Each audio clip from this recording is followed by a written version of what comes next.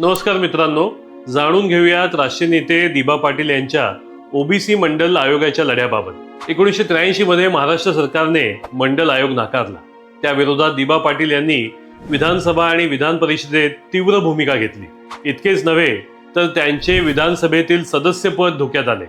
शेतकरी कामगार पक्षाच्या माध्यमातून त्यांनी कोकण, मराठवाडा, विदर्भात दौरे काढले।